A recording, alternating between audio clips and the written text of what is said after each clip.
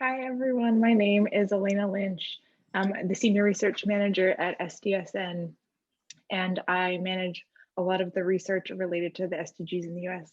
I'm very happy to have you all here. I'm glad to see some new faces and to see some familiar faces as well.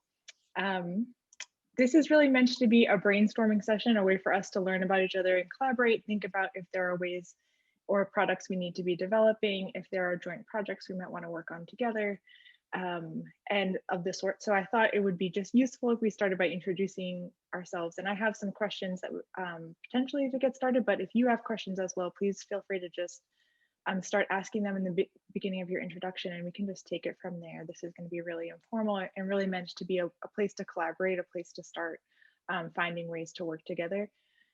So I'll just start by briefly talking about the work that Sdsn does in this space. So Sdsn produces a set of indices looking at how well the US is doing on the SDGs. So we look at that at the state level and also at the city level.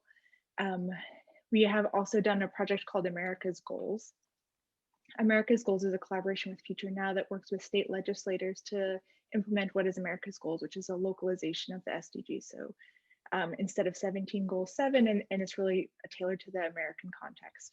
And they work with over 800 legislatures across the US trying to implement these goals. And they've come up with a policy library of over 50 policies thinking about what it would take to achieve these set of goals. We also have done this year a project called Never More Urgent, looking at how the policies and practices that the US has put into place that have resulted in unequal color. We'll be producing in April a index that looks at how well the US delivers the SDGs to different communities of color and how those results differ depending on which community you're looking at. So if that's something you're interested in, I would be very interested to talk with you about that as well. Now, maybe I'll just turn it to the rest of you to introduce yourself. I'd love to hear about work you're thinking about, things you might want to collaborate on, questions you have, things you'd like for us to discuss. And I'll just name in the order that I see you all to make it easier. So I see Lori next, if you want to go. Hi, I'm Lori Dupree Brown from the University of Wisconsin-Madison, and I work with the Global Health Institute and also our University Alliance program. And so have been working with this framework locally and globally, and really interested in the lessons back and forth and the localization. I've used a lot of your reports and developed some educational stuff with our students. So now we're really interested in working with communities along these lines. And in terms of this meeting, I've always been really interested in the metrics and also in the communication of those metrics and how they relate with other systems like Measure for America, county health rankings, and all these kinds of things. So. Thank you, Lori. Yeah, very exciting. I'm really looking forward to hearing about that. I see next Troy. Thank you, Eliana, and hi, everybody. So I am Troy Wolfe. I work for the United Nations Foundation, and particularly the United Nations Association of the United States of America, which is a grassroots network of advocates for the United Nations. We are part of an international body that falls under the acronym WFUNA, the World Federation of UNAs. There are UNAs all over the world who support the ideals and principles of the UN. Over the past year, I've done a lot of work. My title is Senior Director of Partnerships and Special Initiatives, and I work with our more than 200 chapters across the United States with doing just this, localizing the SDGs and figuring out what that means. And so, Ileana, just in response to what you said, about the U.S. implementing the goals, when you make that statement, I scratch my head. It's like, well, there's no centralization of us implementing the goals, and so I would just be very curious to kind of hear about. When you use that terminology, what specifically do we mean by that? I live here in Northern New Jersey and have been working with the Northern New Jersey chapter. They have an initiative called Vision New Jersey 2030, which is looking at 3 large cities here, Newark, New Jersey, Hoboken, localizing the goals. So thank you. So exciting. I didn't know about the New Jersey effort, so I'm excited to learn more about that. And just also for a pitch, UNA USA is having their big meeting tomorrow and Saturday. So you didn't plug it, but I'll plug it on your behalf. Yes. And it's the right price. It's free. Yeah, so just go to unausa.com and register. It's the Global Engagement Summit 2021. We have secured the Secretary General, John Kerry, and many others. Yes, and if you're not sick of hearing from me, I'm going to be speaking on Saturday as well. So, yeah, very excited about that. Joel, I see you next. Welcome. Hi, I'm Joel Rogers. I teach also at the University of Wisconsin, but I'm here basically on behalf of educational partnerships for innovation in communities. First part of that is EPIC, nice acronym, which is a program, and N is for the network. It's about 70 universities around the world now, about 45 in the US, that adopt the EPIC model of university community engagement. We've done so far about 1,700 projects, all coded by the SDGs and how much progress we made in particular communities in about 300 communities. So we're a official friend of SDSN now, and are looking to grab as much data as you have and educational materials as you have. I was very interested in what you said, Alana, about new material coming on how you relate racial equity to the SDGs, which is always something that all of our communities, especially in the last year or so, as we're going through this reckoning with our racialized past, are asking for. So really interested in following up on that. Great, thank you, Joel, and great to see you here. Deepa, I see you next. Good afternoon, everyone. I'm Deepa Vedvyas. Deepa. I am the Sustainability Manager with the Mayor's Office of Sustainability, City of Cleveland. And currently I'm managing two of our projects, which is 100% renewable energy, clean energy equity implementation plan, more like a roadmap, which we are going to be completing end of this month. And as part of the process, we have built equity mapping tools, which kind of looks at, because I also manage another project, which is Lead for City certification process, as one of the 20 cohort cities in Cleveland was selected last year. So I see so much of similarities and cross-alignment even in the two work that I'm doing, because there is a significant work on quality of life aspect within Lead for Cities that ties in some of the indicators that we built in the equity platform, kind of aligns with three of the four indicators that talks about quality of life. And also being exposed to SDGs when I'm currently pursuing my second master's in sustainability through Harvard Extension. So Dr. Julio Lumbreras, who was my professor, who exposed us all to SDGs in a much more detailed manner in 2018. Since then, I've been looking for alignment of the SDG goals in every work that I do. And especially these two, like quality of life, for instance, like there's a significant part of it, it's almost 1/5 of the credit goes to that section. And I see that 8 out of the 17 goals in SDGs talks about equity and societal aspects, so kind of aligns directly to it. So I am here to get your suggestion and input on how can I, as being working for the city, how can we actually look that and incorporate that narrative, the global narrative, into our local efforts, because we are all working towards the 2030 agenda. But again, if we can do it a little bit more consciously and kind of put it out there in our reports after the Lead for Cities process, which is completed in March, we hope to complete a report. And can we include some of those languages in those reports? And how can I go to my chiefs and the higher ups to convince that, it would be important for us now to be engaged? So the gist of the conversation. Exciting. Thank you for sharing that. I know that there were some universities in Ohio that have reached out to us. So I wonder if you have any university partners thus far, and if not, perhaps we could connect you. Hans, I see you next. Welcome. Yeah, thank you.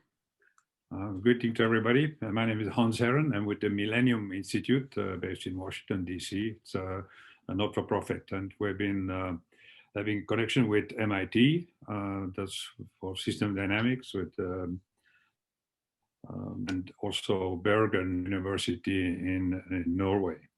Our work has been mostly in countries around the world, supported by UNDP. We do help develop capacity for integrated planning using system dynamic scenario models.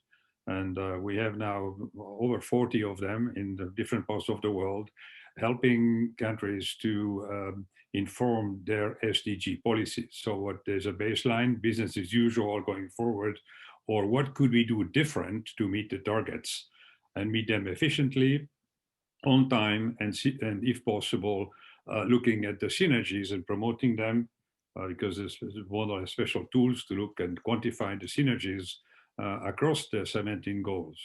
So this is where we have been doing a lot of work. Unfortunately, the US has been the most recalcitrant of any place, because you don't know where to go. This is the biggest issue here. Where would you go, and who is in charge of SDGs, at the federal level, at the state level? And I think that we heard before from Mayor Pereduto that maybe the cities is where there is a better start to be taken. So anyway, we are looking for partnerships to work with groups who would be interested in customizing, getting help in using or applying this model. And we are also always open to learn, because this is basically an open source model, which could improve a lot by a broader partnership with people like you and the ones who are also in the other breakout groups.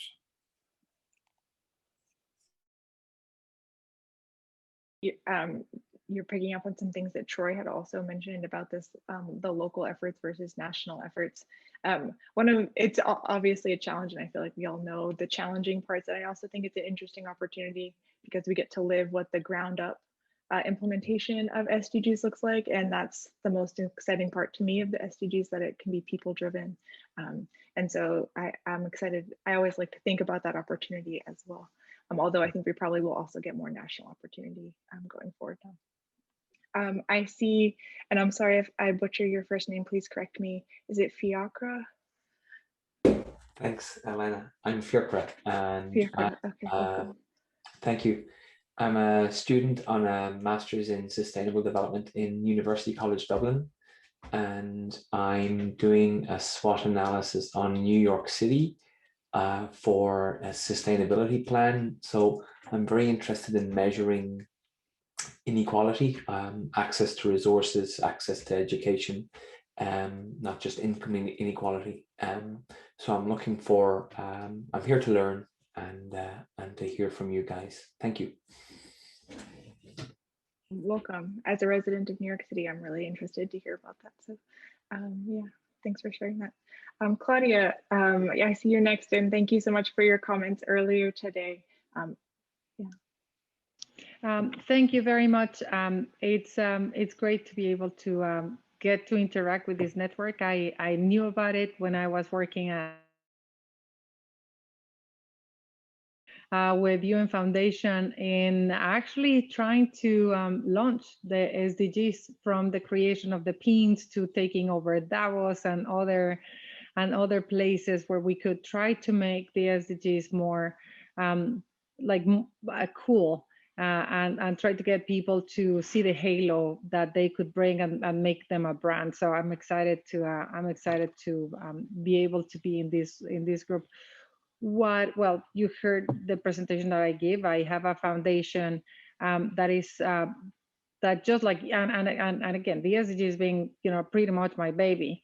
Or like all of us probably feel some parenthood with the SDGs, but like when you're so close, and 3 years after working in the Latino community, I never connected the dots. That tells you something. So it's actually something that is like that we came to realize how important it was to bring the SDGs as a framework to unify a very fragmented community that needed a shared agenda and like a set of issues, but also equally important, how important it is for the SDGs to succeed, to be able to grasp and attract minorities of the size of the Latino community in the US. And we just did, and I didn't say it in the presentation because it's sort of depressing, but we did a survey about like the understanding of the SDGs or the awareness of the SDGs among Latino leaders. That means people that have degrees and a huge understanding of, like a huge understanding of affairs. and it was lower than 1.9%. Of all the leaders that we measure. So really, this is an area that has a lot of room for improvement, I would say. But for, like for a number of the organizations that are working towards education, that are working towards gender equality, that are working towards things, it's very important, I think, that to bring them on board to this agenda. For me, tracking the progress of the SDGs would start by educating, really speeding up and bringing a number of groups and leaders on board. I think that the good news is that it's the reception so far. The reception so far has been positive. The bad news is that there's no data, so it's really hard to actually try to bring people on board to a framework where you can really hardly have some meat. The only thing that I would say is that Mark, I think that Mark Ritchie mentioned during the questions how important it is, the correlation between Latin America that is so active. You have so many countries in Latin America that are so passionate about it, and it's almost like a competition. Is Colombia more? And so how can we bring those areas, and what kind of activations can you do by simply like in the university network, tapping into the consulate network or the embassy network, and what kind of like I would say easy package can you give so that from universities to associations to consulates and so on, we can try to bring more people on board, and particularly try to bring more data on board.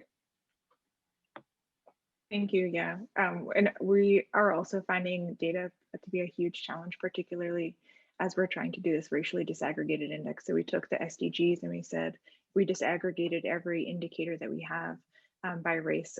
What would it look like? How is the US delivering the SDGs to different communities? And one of the biggest barriers we have is that there's not enough data to really say in some cases. So I would love to connect with anyone who's looking at these issues. Perhaps there's things that you found that we've missed, but also just wanted to highlight that thread as we continue to go through these pieces. Mark, I see you next. Thank you. I serve as the president of Global Minnesota, which is the kind of coordinator for the Minnesota SDG Roundtable, which has been taking place for about 3.5 years. It's about 500 people that have spoken up and said we or our organization are interested. I would say something that we learned kind of quickly is that our largest firms that had been part of the Global Compact and other work on the Millennial Goals were getting on board and were way ahead of civil society. But I'd been part of a group of people that is planning on hosting a World Expo on Sustainable Development Goals, specifically SDG. And so that gave a kind of civil society aspect to this, but we also had our largest companies pretty active and some of our other organizations like United Way. So anyhow, it's made for a pretty dynamic community, but the best work has been going on in the rural areas, up in some of the northern and central areas where they've done specific mapping of, like in a 9-county area, very rural part of the state, 500 and some organizations with some aspect of SDGs, but they've mapped it using the ESRI software based on the system developed in Canada, because now there's a Canadian-wide mapping, and it happened that there was a connection, a relationship, and so that was sort of borrowed, but it's given a dynamism to questions about the SDGs that now at the level of the university, they've consolidated. There were 25 or so different things kind of going on without knowing each other, and now there's a centralization of that. There's also a newer sort of a smaller working group of the organizations and companies that are most active, which is different than just all the people that are, interested or curious about this. But I'd say in this moment, our big focus has been on connecting our region with especially foreign ministries, because that's tied up in the Expo bid. And so the diaspora communities from Asia, from Latin America, and from Africa are pretty big in Minnesota, but they're very well connected to their governments, depending on, winds of change of governments. But anyhow, we've been able to use the connectivity of our diasporas to their governments to import some of the enthusiasm and some of the interest and some of the, I would say, urgency. Like we have quite a few people here from the Pacific Islanders, and their families and their contacts are quite urgent about the climate related aspects of the SDG. So we've been able to benefit from the companies being pretty far out in front, having an expo being planned around the SDG, and having the diaspora bringing their connectivity to their homes into the mix. And we're pretty excited about now the growing of a national movement and national connectivity. And we try to connect that through like World Food Day and World Health Day and International Day of Education, where we get a chance, because we're all virtual for the moment, to really connect with the WHO and then with national and then with super local. And yeah, so we're thrilled to be part of today and learning about so many great things. Thanks, Mark. That's really useful, and it's really interesting to hear about what has been working. So I appreciate you sharing that. Timothy, I see you next. Hey there. So let me just move this so it doesn't look like I'm looking up into the sky. There we go. My name is Timothy, and I'm probably one of the curious as opposed to active that Mark was just flagging.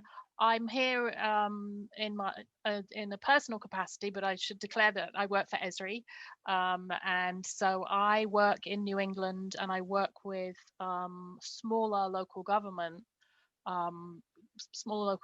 throughout New England, and I'm kind of here partly because of learning about this network at our conference last year when Jeff was part of the keynote. But also because as I work with mappers and geographers and analysts around my region, I'm kind of curious about the lack of the SDG terminology with people that I meet and of course these are 50,000 population below. Larger municipalities, but most of them are smaller. So I had just came across your meeting and thought I would pop in. I'm just learning, so yeah, I appreciate being able to hear all of the great work that everybody is doing. So thank you. Yeah, well, you're very welcome, and I'm glad that you've joined us. SDSN has a partnership with Esri, and one of the projects that we've started thinking about is, would it be useful, or how might we map SDG data in the US, maybe at the county level or something of that nature, and thinking about what national level data sources might we combine to give a more nuanced geographic analysis of what's going on in the SDG. So I'm very glad that you're able to join us and perhaps weigh in on that idea. Paresh, I see you next. I don't know if you're fully connected or not.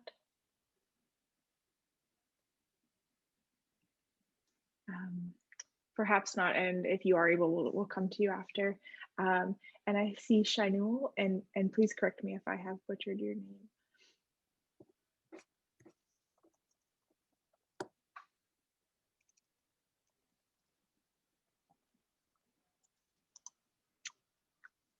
No? Okay, well, perhaps they're still having audio difficulties. And please ping me on the chat if so, and I'd be happy to see if we can help you with that. Well, thank you all for those introductions, and I've heard many really interesting threads of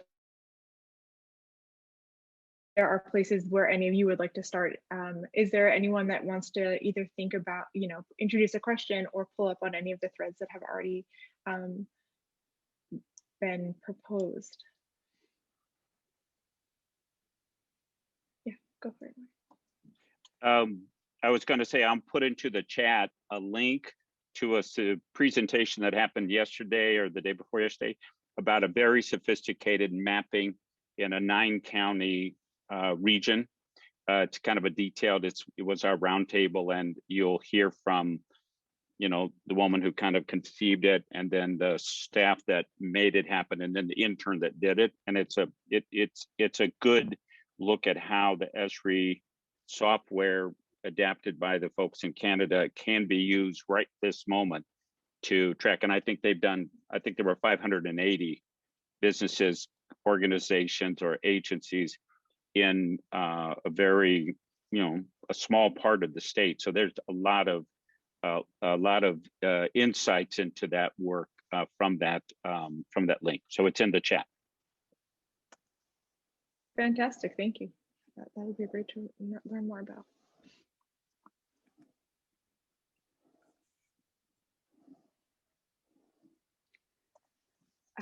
One of the things that I have been thinking about is that one of the executive orders from the Biden administration was to create a,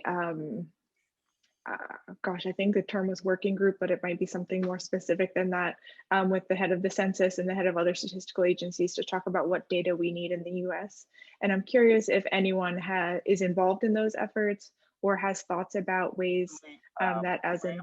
That's been going on for a number of years, where we follow I don't know if activities in the state of Minnesota that are working on all of the 17. We're all watching Mark's video accidentally. We're pausing them now. Wonderful. Well, I'm glad. Take it home and watch it over dinner. Come on. It was accidental. Wonderful. Well, yes. So the question I had was, you know, is anyone familiar with this effort? Has anyone have thoughts on if this is a potential opportunity for the SDG community to advocate for better SDG data, or no one is? Should we think about how to be connected, and is this a way to move forward? I don't know if anyone has thoughts on that. Well, this is Joel again. I'm sort of connected to something like a program advisory group or an advisory group. There's for the Department of Transportation. There's an actual act on these advisory groups, and what I and other people have advised the new secretary is don't use that term because you don't want to come under the very restrictive terms of the official Federal Advisory Group Act. So it's pretty informal, Elena, I think, is the way it's going to go, which is not helpful in terms of transparency, but is certainly helpful in terms of getting anything done. And then there are other advisory groups, informal advisory groups around all the different departments and the assistant secretaries and the deputy secretary. I mean, everyone's running so crazy right now, and they're just trying to get the message out. But yeah, of course, SDSN naturally would be, you know, a fantastic reservoir of talent for those things. Yeah. Thanks, Joel. That's useful context. You know. And was I guilty of the interruption? Was that me? Oh, okay. I'm not sure. Yeah. Because I had on too, but I put myself on mute. All right, so we're all. I'm glad there's just such engaging content. So that's. Yeah. Well, it is, Timothy, and not to pick on you and Mark, but you know, a picture really is worth 1,000 words, as you know, as Janjaman has been saying for 3 million years. And we found any sort of GIS supported mapping of any variable that we're looking at, be it extreme poverty or access to healthcare, or, you know, I don't know, transportation accessibility or quality of housing, yada, yada, yada. Anything that's mapped is much easier in all the community discussions that we've been having. So I'm really interested in Mark's thing about the counties, as I understand it, use the Canadian version of some sort of version of Esri stuff. But I mean, Esri is us, as far as I'm concerned. We really want to get that stuff out and used in all the community engagements we're doing. And we do like a ton of them in the US every year. We're talking about more than 100. I want to comment on the image thing. It's so hard to get the data right, and I think we're all really focused on that. But I'm wondering too, to what extent we're engaging with, just simple communication principles and even the arts to get the big idea first, because there is a power to people being moved and getting to the numbers later. And I think, especially for the participation, for fuller participation, you think of, muralism movements and rap and just visual imagery. I think the SDGs neglect the arts, which would make people only more curious about the numbers. I know that you've already got so much on your plate, but I've been thinking about it a lot, because I think it might be that, the slow way of doing all that might be the fast way in terms of people really understanding the interconnectedness of it all. Yeah, great comments. And I think that I mentioned a comment earlier in the session about the media. I think what's lacking is that the media have not really taken on the SDGs, because I mean, from the designs, I think they're great. One could compare on with these boxes, present them in different ways, show these interconnections across that grid. And I have tried, this is back in my home country, Switzerland, where I wanted to get the media to publish weekly or maybe let's say monthly on a goal, and how does Switzerland move forward or backwards versus their own goals versus maybe the countries around. And I think using the models we have developed, you can do this because you have the present situation. What would happen if you do nothing? Just keep going and probably down, slow. Could you do better? And the public can actually contribute ideas which can be played out and visualized. I think this is the important thing. One could visualize where a city, a county, a state or a country are moving. But if you want to get the people really involved, you have to show them, that either they are good and you sort of say, okay, guys, we're doing well, or maybe you're a bit of a laggard here, others are moving forward, what do you suggest you could do? So I think because we need this sort of mass movement from the bottom up, but how do we get them excited?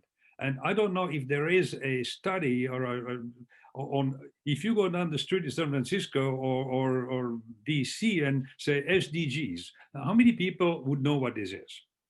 And I think that would be a good indicator. And now back at home in my own country, Switzerland, again, I mean, not even 15% of the people know what this is. I mean, never mind elsewhere, right? Do you think they would know?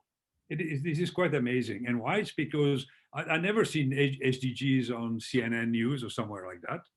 It should be a daily update.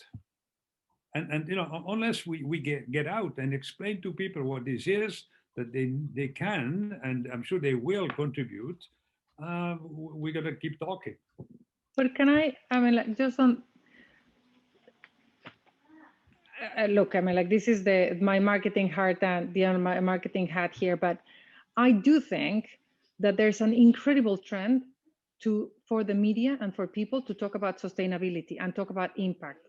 It's just they're not batching it SDGs, because so far it doesn't mean like the Olympic rings are, like the rings of the Olympics mean the best of sports. The SDG, for those that know it, means is the best of humanity. But I think that there is a trend. There's a huge amount of reporting on media impact investment.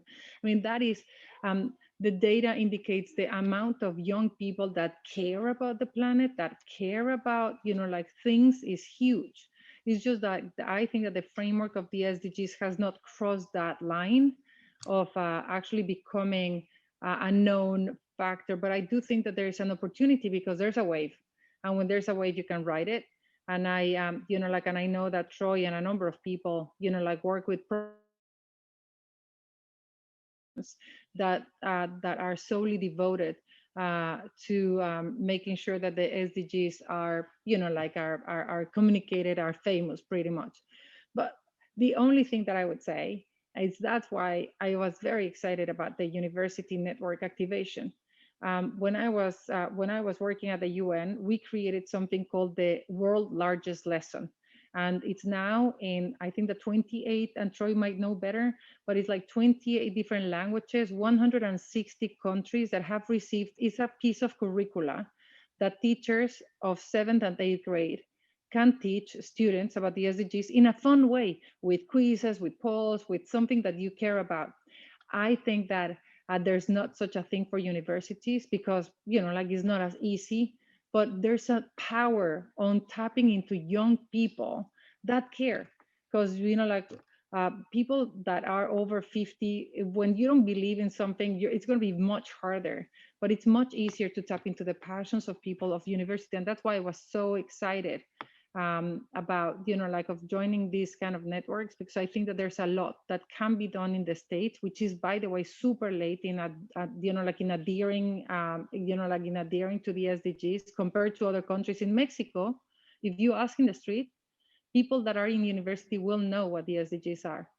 Not everywhere, but people that are, you know, like on the know. So I think that the States has a long way to go in terms of adherence and adoption. And I think that that's why networks like yours can be really, you know, like instrumental in making that communication happen. As Lori said, it is all about making it accessible, relevant, sexy, cool, but also important in their lives. And I think that that's the missing link. So I see, I'm just gonna go ahead and jump in here. Just wanted to comment on a couple of things. Hans, you made me think, you know, I mentioned earlier Vision New Jersey 2030.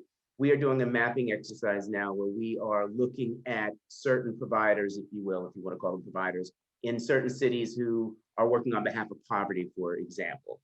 And we're looking for the unique aspects and the unique contributions that they're making to poverty. We're looking at their willingness and ability to share data and to be more transparent, to try to eliminate redundancy so that we can kind of centralize data. So I just wanted to bring that up as a data point. Lori, you mentioned the arts. Eliana, we mentioned earlier that the 17th Sustainable Development Goals as a framework is one that lends itself to creativity. One of our chapters out in California actually added an 18th goal, and the 18th goal was mind, body, and spirit, which kind of covered, you know, and encompassed the humanity, you know, kind of a neat way to bring this together. And they had a cute little icon. And then the last thing I say, we are a bipartisan network, but we have a champion who's on the Democratic Party, Representative Barbara Lee. She does have a resolution, H654, which specifically speaks to U.S. localization and implementation of the Sustainable Development Goals. So we've got a champion on the Hill. Hopefully, wow, there will be many more. So that's it. Wow. Our Dane County chapter are planning to participate in your meeting, so I'm going to send them to look for you tonight. You'll see some ladies from Madison will come and find you. So the Global Philadelphia did a 17 billboard art project around the SDGs that was spectacular. And they, you know, lots of people have done, I think, things that are pretty exciting. But I remember that the Laotian government did an 18th SDG around getting rid of unexploded ordnances. And there's a kind of cleverness to that, adding one like Loudermilk did with the 11th Amendment during the Great Depression and things like that. But we've been having the greatest effect or the greatest success by taking something like SDG 3.6, reducing road crash fatalities and injuries by half, and going to the people working on distracted driving, working on drunk driving, working on road safety. TZD, Towards Zero Deaths, is usually a coalition in most states that's got engineers and law enforcement. And, you know,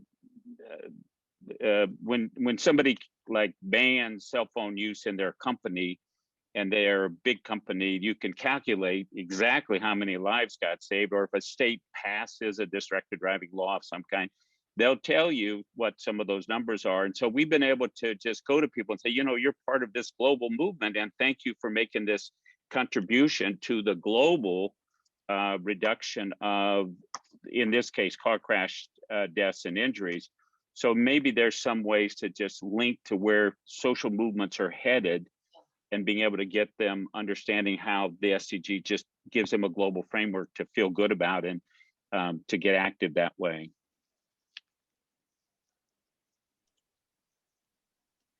I love that idea, Mark, of taking where the momentum already is and connecting it, and helping people connect to the momentum elsewhere by doing so. So that's.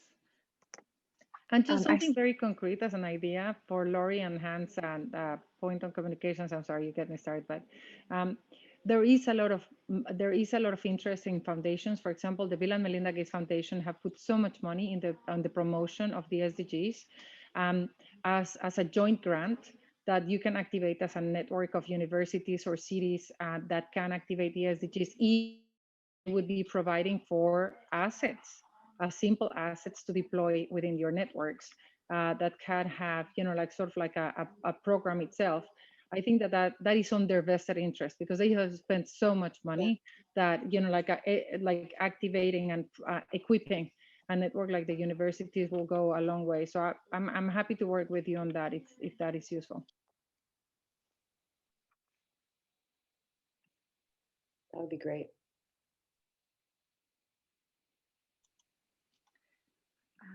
Exciting. I'm excited to hear how people are already starting to collaborate.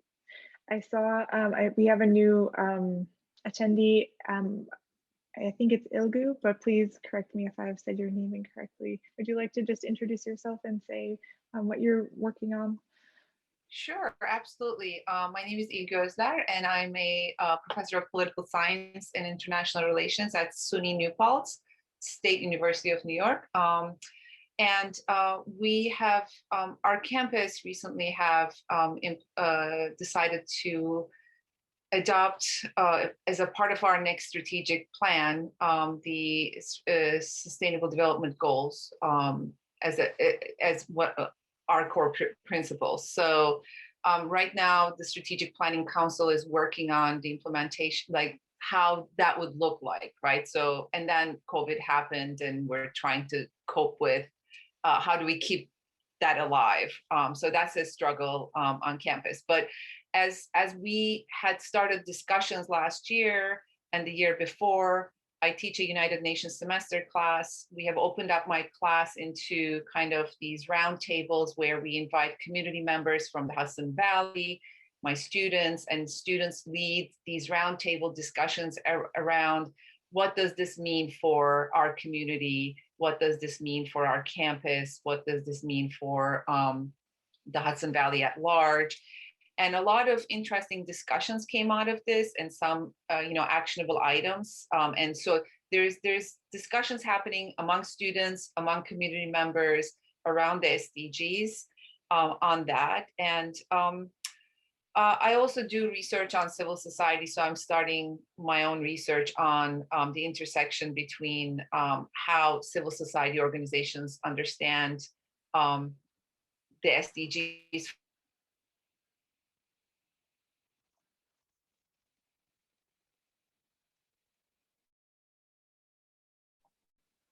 Is it just my computer that's frozen, or are you able to hear?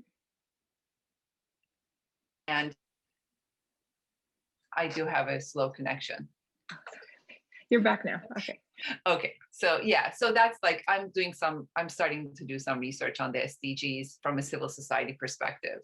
And that will be a global comparative study. So interesting. Is the US going to be one of your cases? No, probably it's going to be mostly, I do study Turkey, and it's going to be a few European countries probably. But I want to use your data. So I want to use this. Please do. Yeah, I really do. Lori, I know that you had also talked about using the SDGs in your class. I wonder if you wanted to share, I don't know if Lori had to pop off or if she's still there, but perhaps otherwise to engage. But yeah, really interesting to hear how classrooms are adopting this work. I know that there's a professor in at Notre Dame who is also thinking about using his class as a way to collect local data and develop SDG collaborations. Joel, I know that you sometimes work at the intersection of classwork and SDGs. Curious if you want to share, an example of that. Well, the EPIC model I mentioned before, the reason why it gets to the scale it does, much greater than most university community engagements, is it uses existing classes at the university. And so you go to a community and you ask, okay, what's problems are keeping you up at night, that you don't have bandwidth or capacity right now to solve. Then you go back to the university, you find out courses in those areas.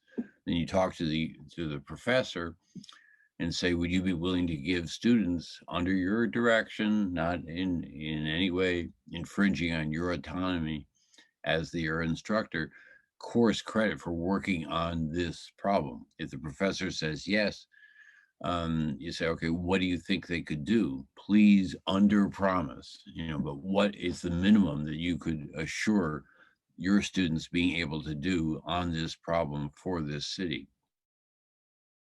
You go back to the city and say, okay, and then you do this for many courses, and then you say, okay, we think we could do the following things. If that's of interest to you, let us know. If the city says, no, we need other stuff, then you start over again or you walk away. But by the end, you have an actual MOU between the professor or the program representing the professor and the city. It's an actual, contract in effect. And so since EPIC is entirely about the SDGs, we describe ourselves as the SDGs to get shit done for the SDGs, or stuff done, I guess. I like to use all the words in my vocabulary. I'm sorry. It's the GSD for the SDGs, and the students are working on, one or another of, problems, usually reflecting one or usually several of the different target goals. So it's I don't know how to put it in terms of how integrated the SDGs are into the classes, but certainly they're very integrated into the work, and the work itself is integrated into the classes. And Lori, was uncharacteristically bashful. She's doing a series of training videos, which I'd be happy to share with you, Elena, if you're interested, for programs in the EPIC network about how best to use SDGs in community engagement. So I'll pass it over to you or Caroline or whomever is appropriate when they're out over all the different programs. Yeah, that'd be great. They all need program training, and then you get staff changes, and the next people need training, and people are people. So and repetition is the mother of learning, as you know. Yeah, no, that's exciting. We often get a lot of requests for, how do we approach SDG learning just generally. So I think that's really interesting. Well, okay, so I'll send you the Depreet stuff when that archive is ready, and yeah, absolutely.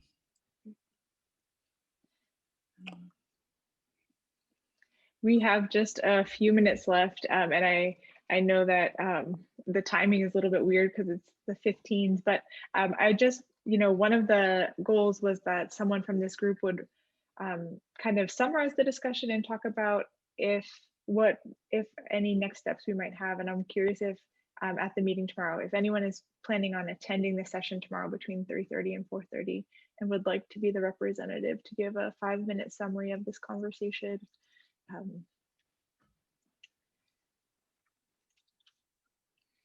You want to do that, Mark? Oh, yeah. I would have been writing down notes. I could. Actually, I'm trying to go ahead. Sorry, I was going to say that Alexa, you're in the driver's seat here. Yeah, Elena, Alexa, you can't do it. You don't want to do it. You can do it. I think the idea is that the members, are speaking on their own behalf, and so I if nobody wants to, I'm happy to. Please don't feel pressured. But if someone would like to, I don't want to speak on your behalf, and I will. I can definitely do it. Yeah, so that's fine. Alexa, who is a research assistant and a fantastic one at that. Who has been taking notes, so I can share those with you, Mark. You should have said that her heart. That we all would have volunteered. We didn't. Yeah. I mean, Alexa, my notes are here, and I was all right. I know. Yeah. Right. Wonderful. Thank you. But you'll be good hands with Mark, as you well know. Well, wonderful. We still have 5 minutes left, and I welcome any thoughts, questions, concerns, things you just want to throw out there for us to be thinking in the future. If anyone has thoughts on, what we should be collaborating, what we should be doing, what should we be planning for the next 5 years, the decade of action, to do as a group, please. Yeah, I think all those things. The more we can do that's in the marketing concept, and to me, that's hate to say it, but that's kind of like what we have to do to, especially to get different constituencies, whatever strikes their heart, it's going to be different among different constituencies, and we need to get on it. Yeah, that makes a lot of sense. I know that in our outreach, even to academics who are working squarely within the SDGs, they sometimes haven't even heard of them. So it's, there's just a general awareness raising that seems need to be done in the US. I'm curious if anyone has thoughts on like what the first message would be, that if we were to do something collaboratively, or have thoughts on what the first messages would be, or effective messages you've used when introducing the SDGs to new audiences. I think that it might have to be different for different audiences. I can tell you that there is, I think that some of the faculty are doing some pushback on the use of the term development as a colonial term. Apparently, I don't know. I'm having a struggle with it, but it's so we're having like, okay, so how do we actually talk about SDGs from that perspective of that this is not, this is different than the colonial project that we're talking about, right? So, but that's the other question. So here we are having a discussion on campus in a very different way than, when you go and talk to people who are collecting the traffic data, of course. So I think that it's going to be different for different audiences. I find that students find it very inspiring that they can actually have, because they think that world's problems are colossal, right? And SDGs kind of put them all together in a neat, compact, here are the 17 goals, here are how they interact with one another. We can actually turn them into metrics, but you don't have to limit yourself to those metrics because they may be irrelevant in the US context. Let's think about how we would think about it in the US context. So students really get excited about it when you talk about here's how we're solving the world's problems. And there's consensus among 193 countries. And then when the naysayers come on campus and they say, who is the UN to tell me, what is to do, and why are they the authority? Well, I say 193 countries agreed to these goals, right? So that's the best I can say to you, and that kind of puts a stop to that conversation. So, and those same 193 were fine, many of which had experienced the most brutal forms of colonial oppression and imperialism. They all agreed that you would use development, rather than mindless growth or whatever, a bad thing. So I don't know what the current faculty level of cancel culture is at SUNY where we are, but yeah, I mean, I would push back. I'd use the same thing to push back on the language itself. Yeah, I think we can push back and we lead by example. What? Yeah, the pushback is fine, but that's not. We also have to show the good example and that we are actually minding the SDGs and working towards these goals also in the North. And coming from the MDGs, which was just like, again, exactly what people are pushing up against. So I think we have made big progress, but I think we need to really work hard here before we go and tell others what to do. Absolutely, absolutely. Cool. Well, that brings us right up to the time limit, and I think that's a good word to end on. We need to practice what we preach. So thank you for that, and thank you all for joining us. It's great to see you again and to meet those of you I haven't met before. please be in touch, and I look forward to working with you in the next year. Stay Sure. well. All right. Okay. So see you guys.